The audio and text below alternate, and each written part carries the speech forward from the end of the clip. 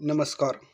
आज आपण या व्हिडिओमधून बघणार आहे की लाडक्या बहिणीची KYC पूर्ण झाली आहे का नाही, स्टेटस कसा चेक करायचा ते आज आपण या व्हिडिओमधून बघणार आहेत.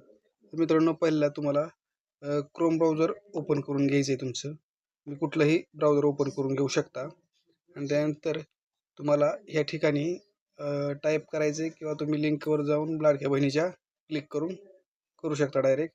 आपण इथं डायरेक्ट आधी सर्च केलेलं आहे, त्यामुळे आपण डायरेक्ट ह्या पेजवर आलेलो आहे लाडक्या बहिणीच्या KYCच्या. तर मित्रांनो, बघू शकता तुम्हाला दिसत आहे समोर KYC मुख्यमंत्री माझी लाडकी बहीण योजना.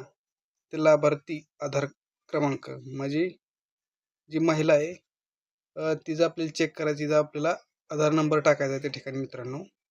तर तुम्ही ह्या ठिकाणी आधार नंबर टाकून घ्या. मी पण मित्रांनो लगेच टाकून घेतो,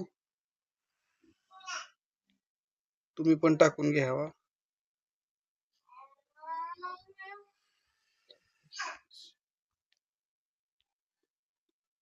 हां, मी टाकून घेतलेलं आहे मित्रांनो. नंतर तुम्हाला 2 नंबरला कॅप्चर कोड टाकायला लावल. त्यानंतर तुम्ही जो कॅप्चर कोड आहे समोर दिसतोय तो 119552 तुमच्या इथे दुसरा असेल मित्रांनो, तिथला कॅप्चर कोड तुम्हाला तिथे टाकून घ्यायचा आहे. आपण ह्या ठिकाणी कॅप्चर कोड टाकून घेत आहे.